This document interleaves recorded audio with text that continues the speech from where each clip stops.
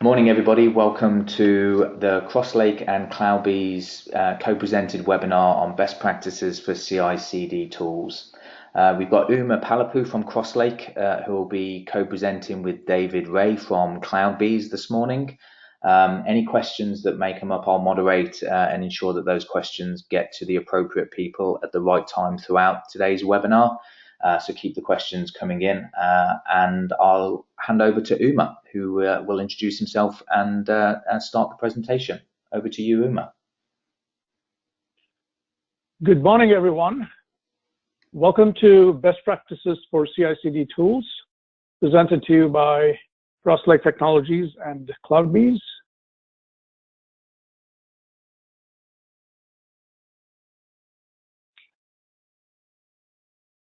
My name is Uma Palepu. I have 25 plus years of experience in all aspects of enterprise software development, both on-premise and SaaS companies. I'm very passionate about improving operational efficiencies and helping companies achieve economies of scale in their software delivery operations. At Crosslake, we have helped several organizations improve their CI/CD strategy and operations. Today, we're excited to share our perspectives on CI/CD best practices, how they apply to tools, in the hope that it will inspire you to achieve greatness in your own organizations, whether you are leaders or individual contributors. Let me hand over to Dennis Reigh briefly for his introductions. Hello, everyone. I'm Dennis Reigh. I'm a principal solution architect with CloudBees. I'm out of the Denver area, cover the West. I've been in the business way more years than I'd really like to mention, but I've always been in the CI/CD space, mainly from a solution architect to system architect and online even to management positions as well across application development. But I'm glad to be here today, and we're going to give you a great look at some best practices and tools. And back to you, Uma. Go ahead and take it away. Thank you, Dennis. Okay, so why is CI/CD so important these days? As you probably have seen, customer patterns have significantly changed in the last 10 to 15 years. People have shifted to online and mobile transactions for almost everything, whether it is bank transactions, insurance claims, holiday purchases, ride sharing, and so on and on. Customers are expecting companies to deliver faster and faster. We risk losing our customers to our competitors if we don't adapt to new technologies fast enough. New entrants are disrupting existing business models with new business models like pay-as-you-go, premium, rent versus buy, and so on. So we have to be on our toes constantly. We at Crosslake worked with one customer with about $2 billion in revenue, and they had to change their solution from a hardware appliance to a cloud-based microservices model to defend against disruption from a new competitor. And some of you may have already experienced this. As you grow and acquire other companies, you end up with distributed organizations. This makes it much more difficult to coordinate and deliver high-quality software.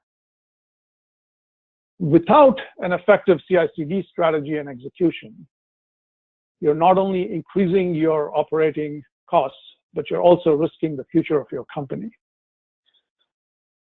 Now, some of our clients call us when they realize they're not seeing the expected benefits of CI/CD, even after implementing CI/CD in their organization.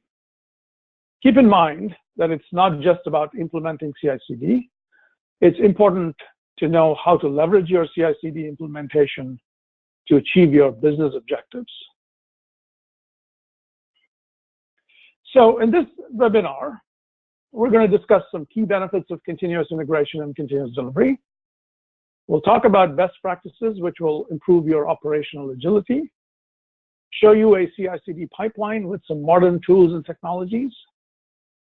And after we're done today, we want you to go back and take some action.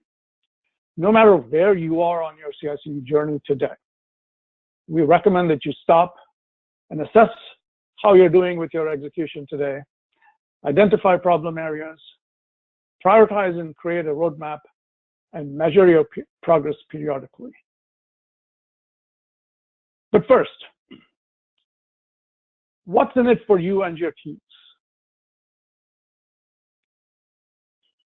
Imagine for a second if we could wave a magic wand and release every line of code we write to production in a few minutes. Would we be in CI/CD nirvana then? Well, unfortunately, for many of us, reality is far from this nirvana. We usually have lots of legacy code, very little automated testing, etc. Other barriers to get to this level of effectiveness. But no matter what your current state is, you can still benefit by improving your CI/CD approach. Hopefully, you'll see some of that today. First, let's consider continuous integration.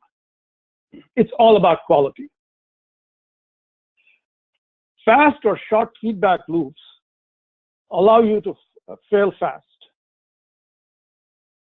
Immediately fixing problems avoids rework, saves cost, and speeds up delivery. Remember, it's easier to do unit testing and test automation in small units and build discipline in your teams over time, rather than do it all at once in large monolithic environments. So if you haven't yet started on CI/CD, well, this is a good step. Continuous integration is a great place to start with. It helps create a solid foundation of quality and builds discipline in your team. Now, continuous delivery, on the other hand, is about enabling speed and confidence.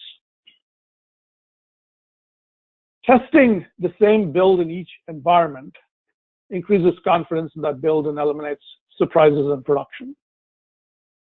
Using immutable images and fully tested versioned build artifacts and components increases confidence in our quality.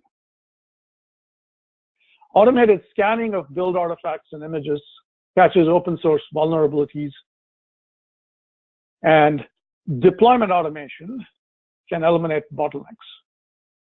For example, developers, in many occasions tend to have to wait for a development or test environment to do testing. So automated deployment can help with that problem, which is a very painful operational issue for many companies. So how do we achieve the ideal state of automated, faster delivery with high quality? Well, there's a lot of stuff to do, but it's important to focus on a few key aspects. Now, these include a few best practices applied in conjunction with good tools. Keep in mind that good feedback and monitoring mechanisms facilitate continuous improvement. And we need to focus on these two.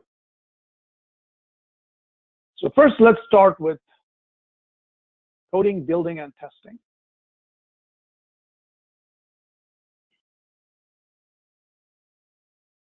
Focusing on these will help you create a solid foundation for high quality and set you up for success in operating at higher speeds and throughput. Here are some best practices. Well, first, implement small stories. Try to make your stories at least one day or less, which allows you to focus on the story and complete a build and test it. Mature teams end up being able to build and test multiple times a day. If you're just starting off or you have a monolithic application, you may not be able to do that from day one, but at least try to get to a discipline of building and testing at least once a day at a minimum. Integrate with your main branch multiple times a day if you can, or again, if you have a legacy application, at least once a day at a minimum. Sometimes it's difficult to build this discipline, but with practice, teams can get there. And remember, your main branch should always be buildable. If it breaks, stop and fix it. Now, it's extremely important to cut down the time frames for builds and tests. We had a customer whose builds were taking several hours to complete. Well, this essentially created a bottleneck for them. So even though they had implemented CI/CD with Kubernetes, they weren't getting the results that they needed. That goes back to the importance of best practices and following them in order to achieve effectiveness in CI/CD. If you have monolithic applications, it's important to try and break those into components. And ideally, if you can take each component and create a versioned API with mocks, tests, and semvers, this will ensure decoupling and reduce test bottlenecks. Now, this, of course, is easier said than done, but it is doable, even if you have a monolithic application. One of the benefits you get out of this is when you have stable components, then you don't have to keep rebuilding them and retesting them. So it reduces the amount of time it takes for you to deploy, build, and release your applications. And another important benefit of that is you can keep your new functionality isolated until you're ready to use it. Now, some of you might feel like greater than 80% goal for unit tests may be very aggressive. And yeah, it's true. But it is a critical building block for high confidence and maintainability. When you know you can make changes to code without risk, you improve your overall quality. Now, if you haven't had experience doing this, we certainly recommend getting some coaching from specialists. It's not that costly, and it's going to pay off in spades. Manual testing usually takes hours or days in many cases, and most of us tend to not have a lot of automation in our processes. Trying to achieve 80% or greater test automation is also a pretty high bar to reach. But you can get started even if you don't have automation today. Investing in the right test strategy becomes very important in that case. Follow the test pyramid. Start with as many unit tests as you can, fewer integration tests, and few end-to-end tests. And then have a ongoing process to continually increase your test automation and your unit test goals.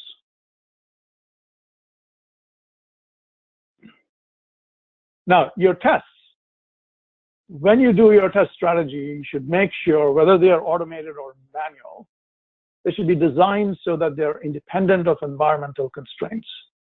Many of us have development environments, QA environments, staging environments, pre-production environments, and so on.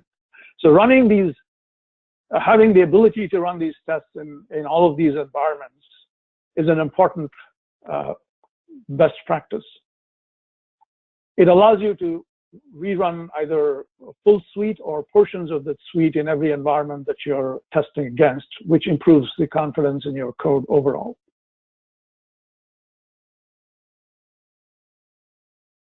If you start with these key areas, you're definitely going to start seeing improvements soon.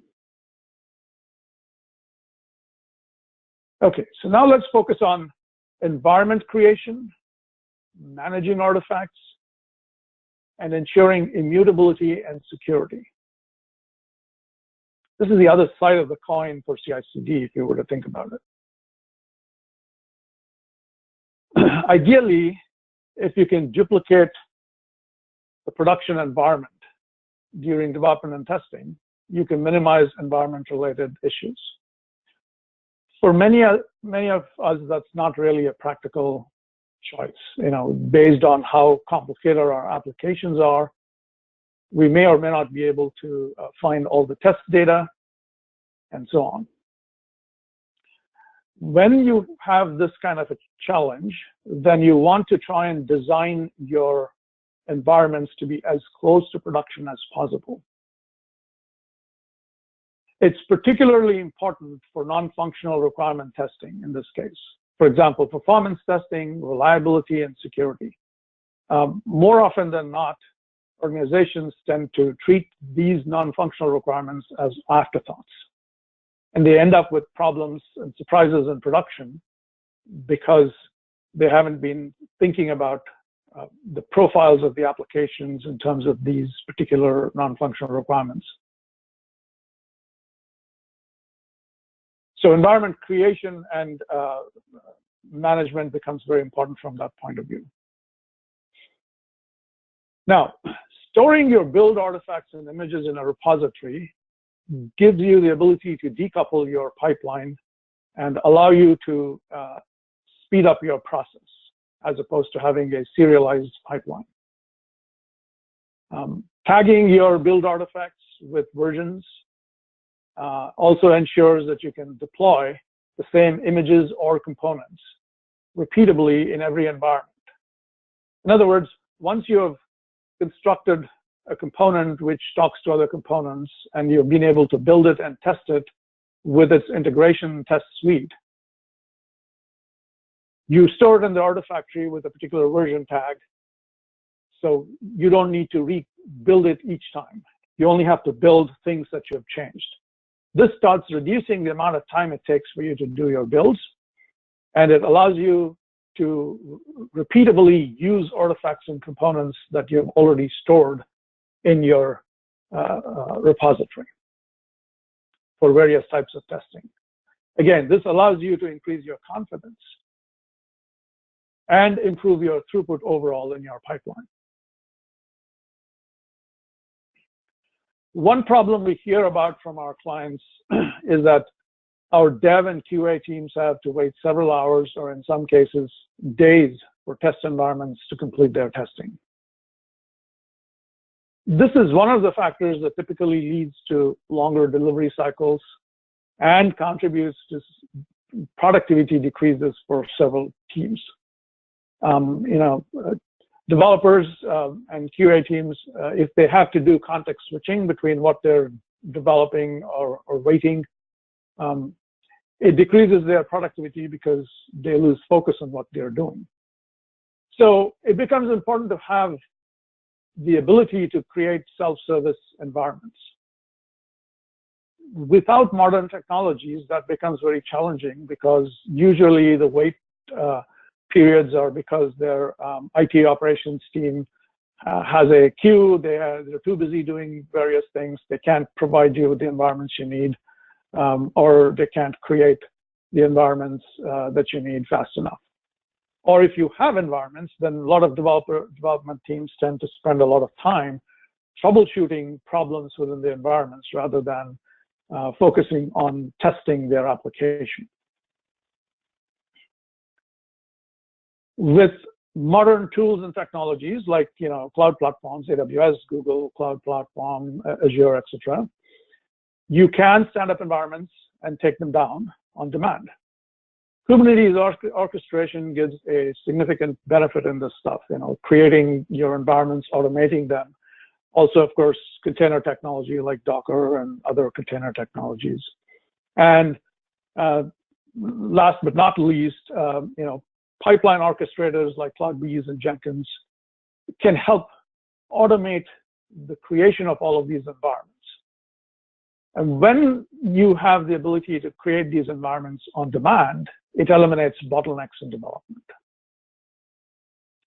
That's another reason why you have to think about these kinds of technologies and tools to speed up your development throughput. Another important area is separating configuration from your deployments and your applications. That allows you to reuse the images and the environments that you're creating so that you can apply configuration changes to the different environments so that you don't have to recreate variability in different environments. That reduces risk. It also improves throughput. You can also significantly reduce security risks by incorporating open source vulnerability scanning into your CI/CD pipeline. This is not something that you need to do urgently or immediately, but it helps. There are other ways to address open source security risks, but automating it gives you the ultimate security risk reduction. Now, following all of these best practices, you can automate your deployments to multiple environments with very high confidence and high frequency, while minimizing rework and risk.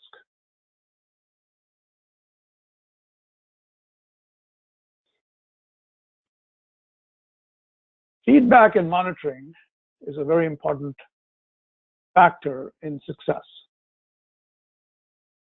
You can't improve what you don't measure. Good feedback mechanisms are very important for continuous improvement here. You have to look into building these into your day-to-day practice. Remember, we talked about short feedback loops, small units of work. These allow you to fail fast and fix your issues so that you're not passing your problems down to downstream stages of the pipeline. Those of you who are already following lean agile processes can benefit from the framework that they provide for you. You know, doing daily stand-ups, doing sprint-based development, trying to keep your stories small to one day, and so on. If you haven't started on a lean agile journey, it's time to do it now. Metrics are very important because they allow you to measure what you're doing. We like to think of metrics as two classes. There's business metrics and there's operational metrics. Remember, you're doing CI/CD to really serve a business purpose. The process itself is not the end here. It's the business objectives that are the end that you want to achieve. So it's very important for you to work with your business partners and understand and measure the metrics that are helping you achieve your business objectives. So just to give you a couple of examples here, features and stories, the number of these that you have released per cycle, whether it's a release cycle or a sprint cycle, whatever that metric be. It's important to know that because it shows to the organization what the teams have committed and what they have released. Defects escaped to production is actually a very important metric. If you measure that and you continuously bring that down, you are improving quality in a very tangible and measurable way. Other metrics that could be useful in this type of business context is if you have a user interface intense application, are you measuring the user interface latency for the user? If you're on a website and it takes you more than a couple of seconds, people walk away from your website. They're not going to go interact and use your website. Including that as a part of your metric from day one is going to enable no surprises when you go to production. If you're building web services, things like transaction throughputs, rate limits, are other metrics that can be very useful to measure again from day one. Operational metrics, on the other hand, are things that you need to know whether your CI/CD pipeline is doing well. Some examples of these are like building and testing times. How long is it taking? If you have a monolithic application, it could take you several hours. Now then you have to set a goal to try and bring that down to maybe 1 hour or less than an hour, a few minutes, and so on. How many times are your tests failing? Have you progressively improved from the past? Static analysis, is your code every time you build continuously failing the static analysis threshold, or is it succeeding? What's your end-to-end release cycle time? Is it several days, several weeks, several months, or a few days, or an hour, or a day? So these kinds of metrics are important to track both point in time as well as trends. Are the trends improving? or getting worse. And sometimes good tools can help you with these kinds of metrics. In the latter part of this presentation, Dennis will be talking about DevOptics from CloudBees. With this tool, you can measure in real time the value stream across the entire CI/CD pipeline and work towards improving your pipeline operations. Okay, so before we move on to DevOptics, let's go take a quick tour of our CI/CD pipeline using our demo Spring Boot web service application. So a brief background on the cloud topology that we've used for the demo. We're using AWS Elastic Kubernetes Service. So AWS is handling the control plane and the masters. This includes high availability scaling. We are, on the other hand, responsible for creating our own worker nodes. We have used the AWS CloudFormation mechanism to create the nodes here. We have a Route 53 DNS resolver to allow us to connect to the various system components via the subdomains. Now, just note, if you want to roll your own Kubernetes, you can use kops and install your own Kubernetes cluster. You don't need to use EKS. We just wanted to demonstrate this with the modern technologies. Also, keep in mind that if you don't want to use a cloud platform, you can install Kubernetes in an on-premise data center too. Keep in mind that virtualization makes it easier for scaling. So one of the things to keep in mind here is the key to deciding what tools and what infrastructure you need is obviously your business requirements and in some cases your business constraints. By the way, in our case, we use Terraform to create the entire demo environment. It takes about 20 minutes to set everything up completely automatically. And then with one single command, we can take everything down. When we're done, it saves us a lot of cost as we only pay the AWS infrastructure when we're using it. This type of approach is also very useful for dev and test environments, which need to be transient in many, many cases.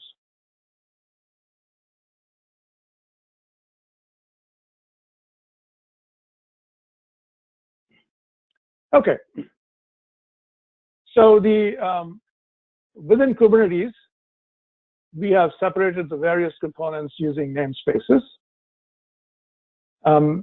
Namespaces, provide isolation, security via role-based access control, and so on. So if you look on the left side of the slide, we have the ingress controller, and we're using the Nginx ingress controller.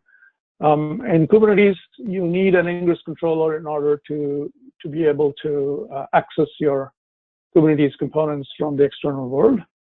This ingress controller is connected to an AWS load balancer. The major component here is the CloudBees core, which comprises of the CloudBees Jenkins Operations Center, the CloudBees master, and the Jenkins agent. This is the primary orchestrator of the entire CI/CD pipeline from start to finish. CloudBees core, for those of you who are not aware, is integrated with Kubernetes. And it supports most cloud platforms. It's more or less agnostic to any of the cloud platforms, and provides high availability and horizontal scaling capabilities. For the registry and the artifact repository, we're using Nexus, and we're using SonarQube as our static analysis tool. So we talked about artifact repository earlier on. One of the benefits an artifact repository has over an image repository is that you can consolidate all your build artifacts in one place.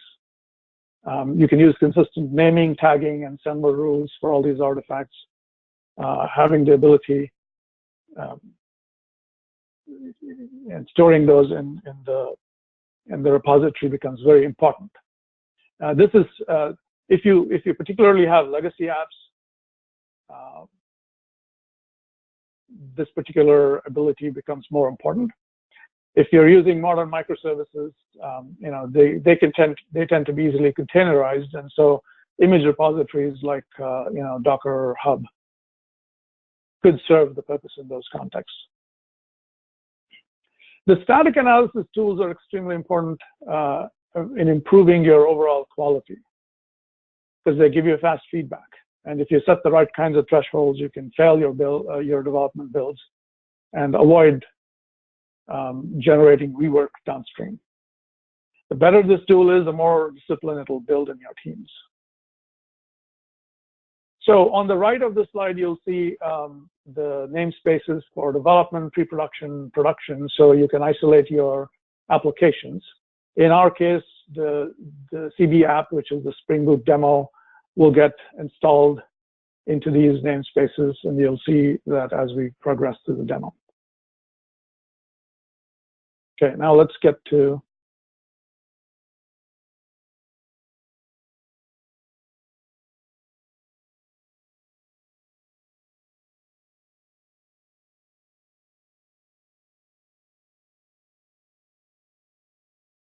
okay, what we have here is the CloudBees core user interface. And I have the administrative user interface presented here. One of the interesting things that CloudBees core has added is some cool enterprise features. If you're a large organization with several teams, you can create pipelines and teams. In this case, we have a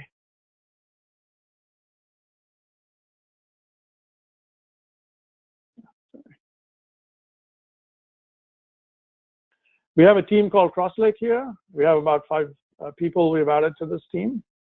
You can add additional team members.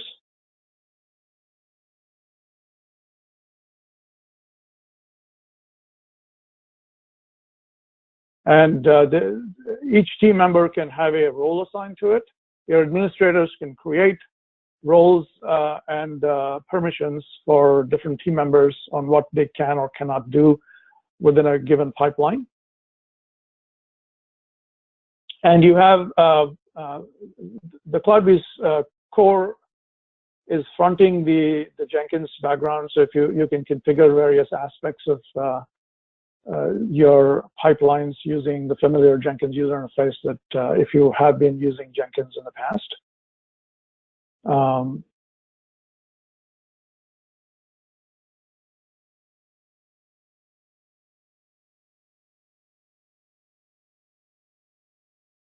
We have 3 pipelines here that we have created, and we'll quickly go over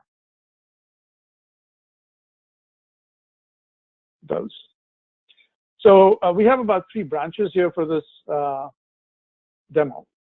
We're going to go over 2 of them. The master branch essentially is the main pipeline.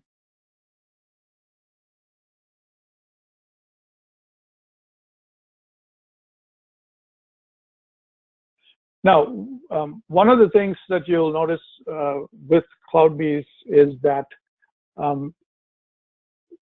for each team, you can have a separate master, which allows you to scale to multiple teams very easily because CloudBees core is leveraging the capability of Kubernetes to scale out. And when a pipeline job is run, it launches a separate Jenkins agent as a Kubernetes pod, and that pod is running the pipeline stages as we go forward.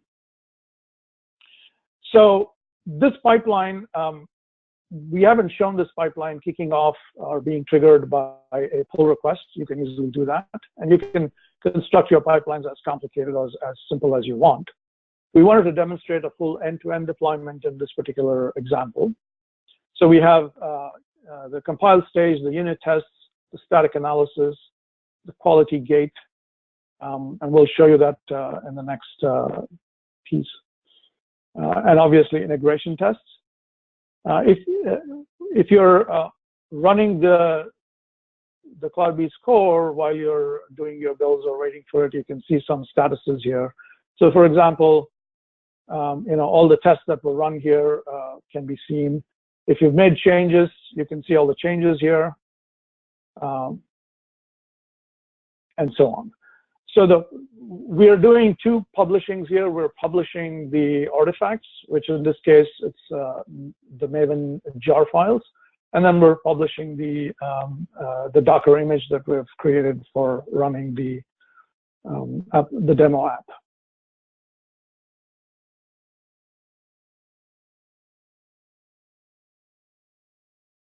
We introduced a sort of a gate here before we deploy to production. I just said it's okay to deploy to production. We had already deployed to pre-production here. And so now it's completing the deployment to production.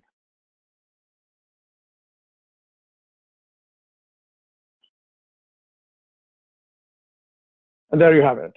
So before we quickly show the application itself, I want to go and show you the SonarQube static analysis.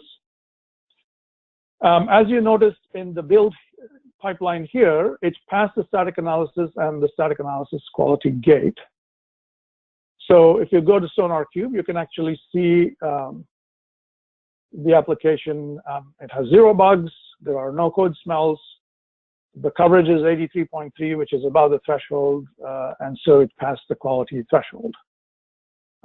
Without going into too many details, SonarQube has capabilities to specify quality profiles for various different languages and so on. You can add your own quality profiles if you want to, and you can specify quality gates of your own, or you can specify default, use the defaults. And in terms of publishing artifacts,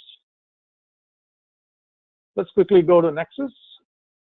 And we have a Docker image repository in Nexus that we're using here.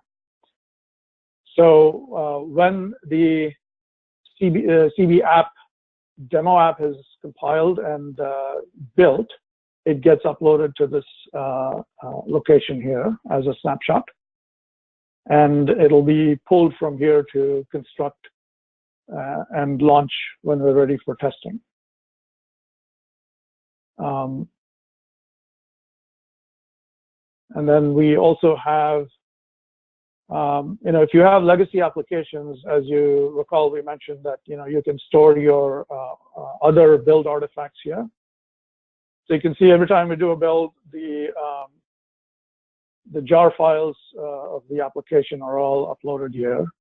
And that's the other benefit of a repository. You can store whatever artifacts are needed for your builds over time, tag and version them so that you can then reuse them, the ones that are already fully tested and available whenever you need to.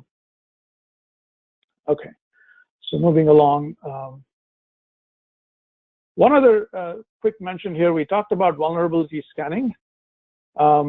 If your repository has that, then you can benefit from having the automated scan done. We've showing this example here from IQ that Nexus has the facility for scanning. So you can see some of the issues that show up in the open source that you're including, and then you can go and address them. Okay, now quickly moving on to the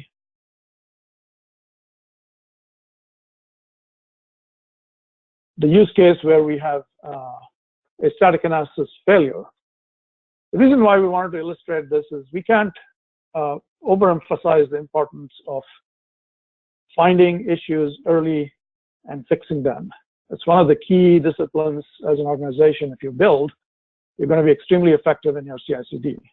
That's why continuous integration becomes a critical building block or a foundation. The static analysis factor is extremely important. If you put the right kinds of thresholds, you can ensure higher levels of quality coming out of your development teams.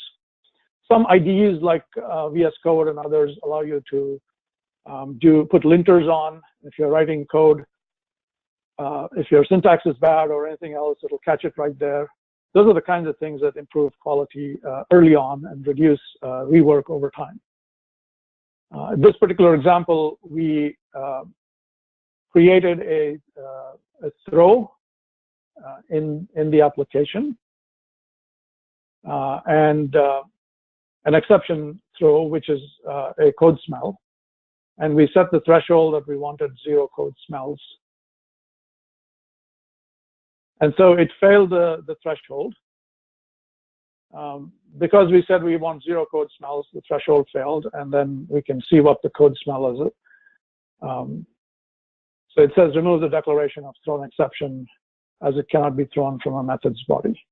It turns out to be a minor code smell in this particular context, but it illustrates the fact that you can actually hold back a build based on whatever thresholds you care about.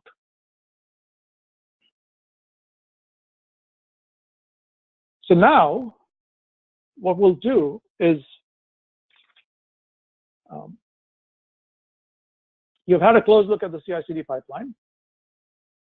We'd like to zoom out and take a look at the operational health of the entire operation. And as we mentioned earlier, knowing how to improve your operational effectiveness is very important. So Dennis Reigh will talk to you about DevOptics. Thanks, Uma. If you would go ahead and bring up the DevOptics.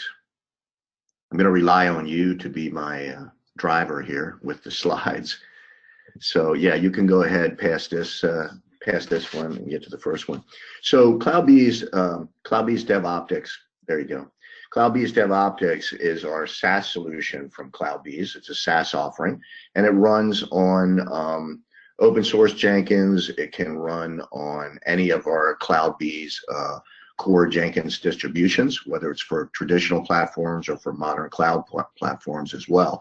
And what we do is DevOptics is a solution that's going to provide immediate transparency into the end-to-end software delivery process, which is going to enable your organization to do a couple things: eliminate automation constraints, remove those blockages and bottlenecks that Uma alluded to earlier, and improve your overall DevOps performance. You just plug it in and go. And it is that simple. It's a couple plugins for data collection that we plug in on your masters and then pass the data up to our hosting site and render the screens back down. So we do this by offering a very purpose-built DevOps solution that provides 3 capabilities, and you see them here: CD platform monitoring, real-time value streams, and industry standard DevOptics. So let's go ahead and break these down and take a look at each one. Go ahead and next slide, please.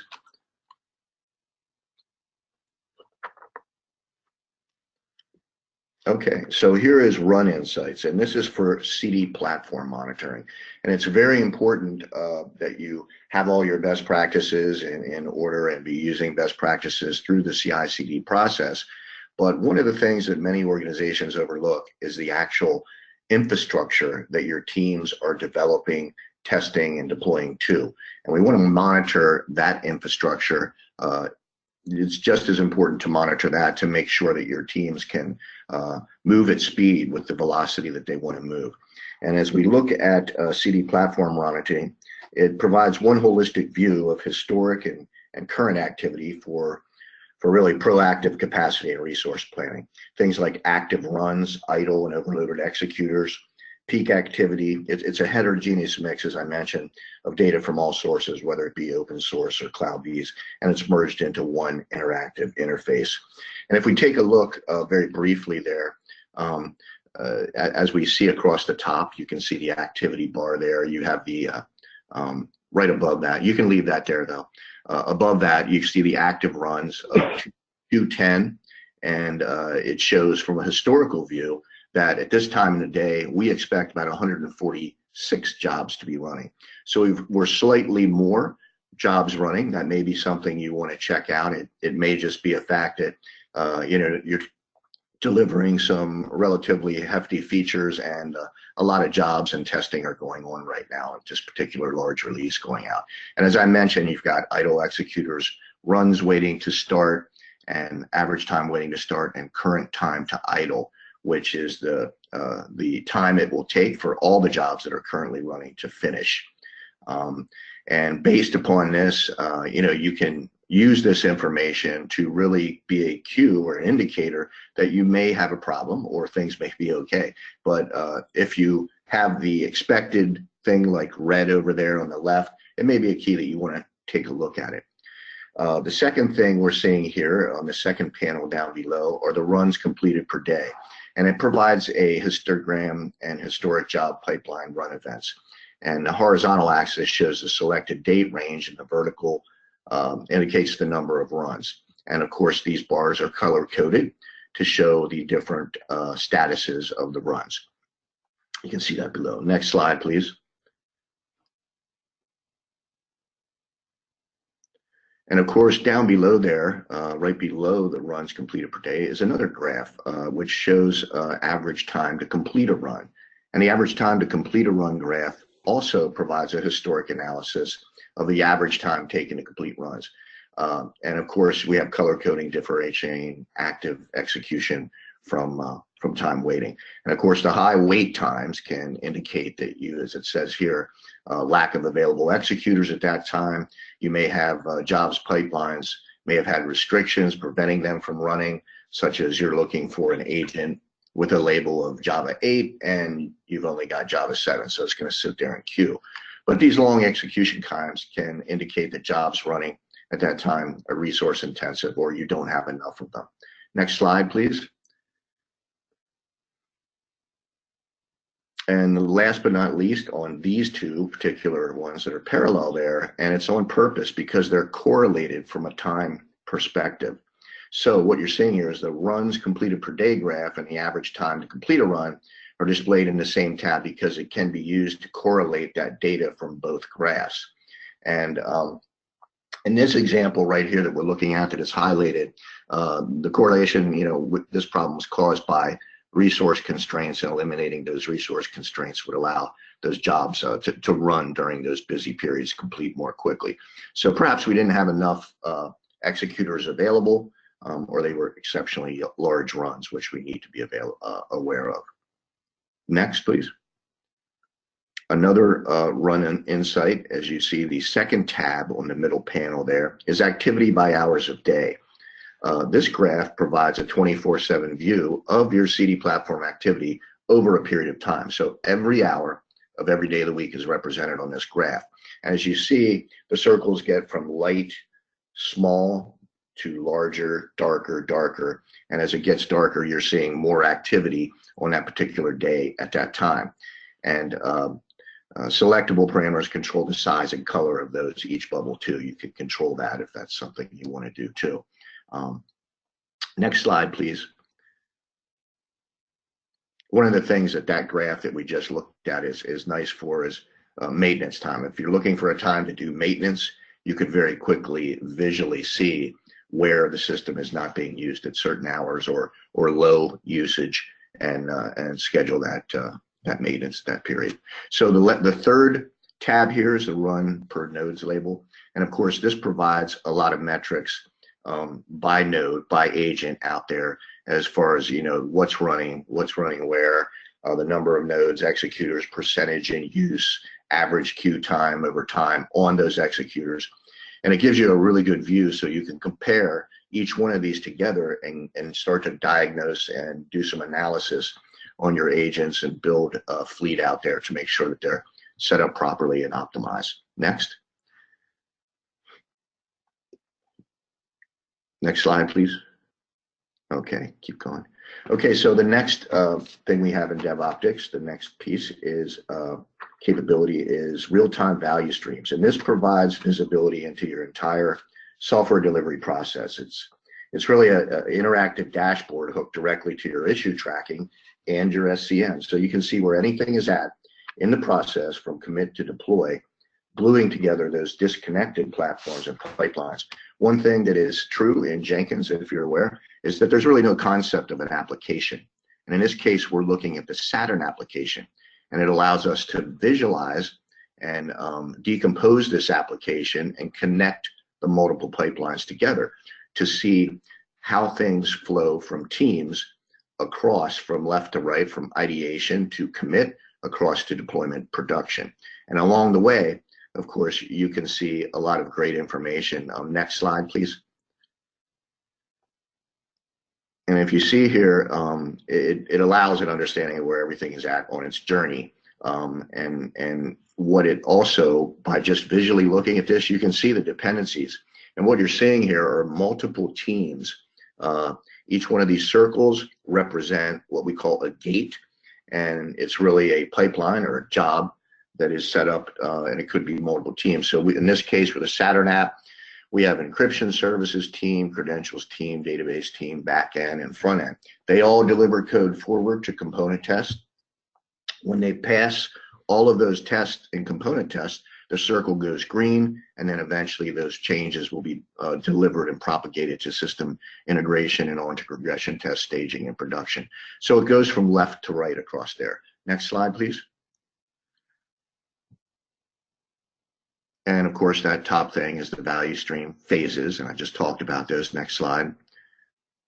And of course, again here, the next slide, I talked about gates, and it's the number that you see inside. Whoops, sorry, if you could go back to that, Uma. Okay, so the gates represent individual jobs and pipelines, as I mentioned, and it provides the visibility of the number of tickets at each gate and the state of the gate, whether that gate is passing, failing, or running. So, for example, up there on encryption services under component test, you see that there were 4 tickets as part of that gate. 4 tickets moved through with features, and of course they were tested. 3 of those passed, 1 failed. So that's what you're seeing there. Next slide. So we're providing real-time, and this is real-time visibility into what's happening across that value stream. Many companies use these particular value stream panels to be in their center of excellence and monitor the different delivery flows, the CI/CD flows that happen during the day and during the evening to make sure, you know, things are going well, things are optimized. And one of the things that helps with that is that for the overall value stream, Saturn, you can see here on the right, we actually have the state of DevOps metrics. And the 2 metrics on the left there, the mean lead time and deployment frequency, are really throughput measurements. And it's important to know how fast you're moving in order to move faster. And then the 2 on the right are really stability metrics, change failure rate. How often does this value stream break? Okay, and how long does it take you to recover is the mean time to recover. And in this case, not too good, 7 days, 2 hours to recover. So that's something you'd want to look at. Go ahead and next slide, please. And of course, that particular metric, next slide, please, I'm sorry, keep going. That particular metric you saw there was on the value stream. This particular metric is available if you click on encryption services. It brings up the metrics for just that team, just that pipeline. So you're seeing the same type of metrics there, and you can understand how well individual teams are doing. Next slide, please. And of course, you can drill further down in. If you click on it again, you can actually view all the JIRA tickets and see the developers, the traceability, and the actual Git messages. Next slide. And next slide.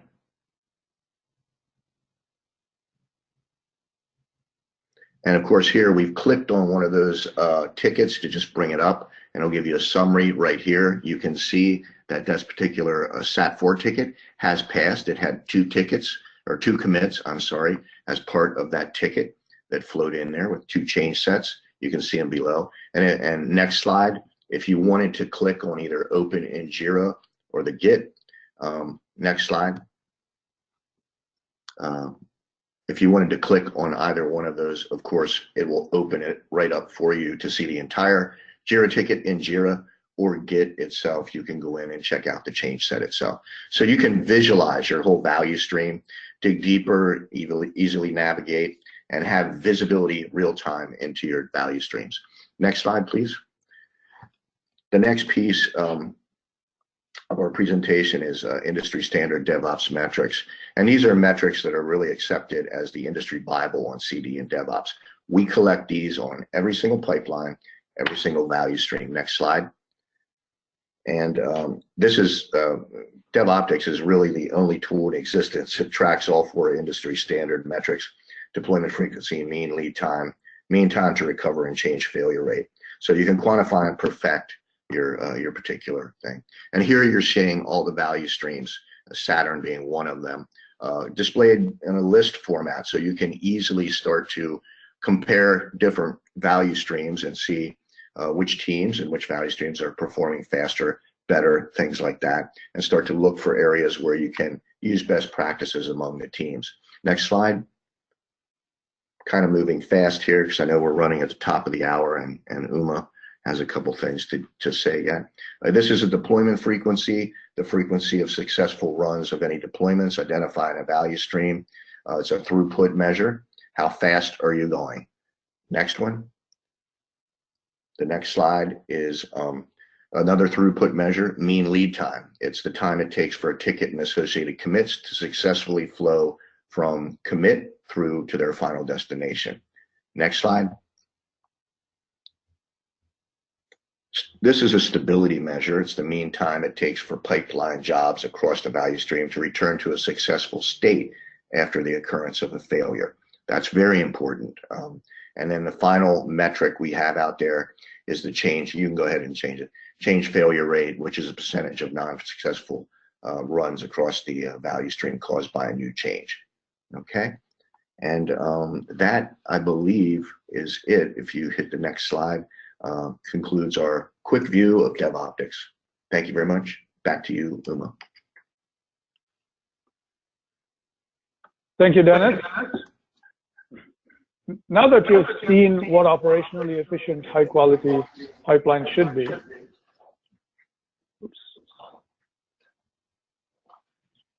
we want you to go back to your teams and take some actions.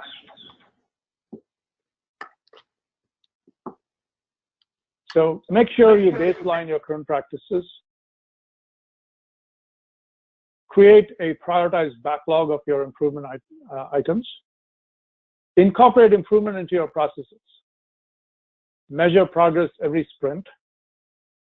And don't forget to incorporate training on tools and technologies. Many companies jump into CI/CD without the proper training.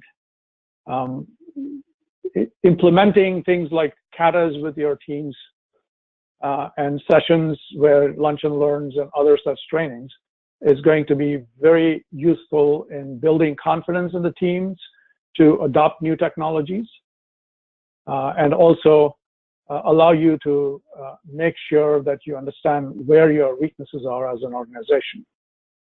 And remember, a journey of 1,000 miles begins with a single step. Make sure you take that step today, and you'll definitely improve your game. Thank you. Thank you, Uma. Thank you, Dennis. We've only got a couple of minutes left. Thank you for that really informative discussion on CI/CD. Really useful. There's a number of questions that have come in during this session, which I've responded to a couple individually. Just to let the audience know that we will be responding to you individually with answers to all of those questions. So if we didn't get round to answering them or they didn't get answered within the webinar itself, please feel confident that we will be replying back to the broader audience in terms of those great questions. I did have one question that came up that I promised that I would pose to you and Dennis, which was one question from Carlos around deploying to production without showing the product owner what are the changes being deployed. Is there a way that you can automate this notification or even avoid it using a secure method? And I can open that to both you, Uma, and to Dennis if we've got 1 minute left in terms of answering that particular question. Yes, I'm sure I'd like Dennis to add to this, but I think essentially you can create alerts. We did not demonstrate alerts in this particular case because we hadn't set up SMTP, but you can be alerted for every stage in the pipeline without having to sit and watch the stages of the pipeline going through. And once you're alerted, you also have the ability from within the email that you get sent to make decisions in terms of what happens to the next stage of the pipeline. Fantastic. And maybe just on the last note, one for Dennis is, how does DevOptics integrate with the external CD tools like Spinnaker, Harness, CodeFresh, or is it only specific to Jenkins? Right now it's specific to Jira. Well, definitely with Jenkins, absolutely. Whether it's the open source or the CloudBees core distribution of Jenkins, doesn't matter. But yeah, it integrates with Jira. And it also integrates at this point in time with Git, any type of Git repository. So those are the two that we support currently. And of course, this is DevOptics is constantly being, we're getting feedback from customers. So these are things that they're asking for too, is different ticketing systems and different SCM systems. So in the future, you may see that, but not right now. It's just Jira and Git. Great. Thank you, Dennis. Appreciate that. We're just slightly over the hour. Just want to thank Uma and Dennis for the webinar as well. Like I said, we'll respond to the individual questions that have come up through the session, and we'll respond back to those as soon as possible once I get those over to Dennis and Uma as well. So thank you all for attending. Do reach out if there's any additional questions. And just like to say thanks to Uma and Dennis for a great webinar. Thank you. Thank you very much. Thank you.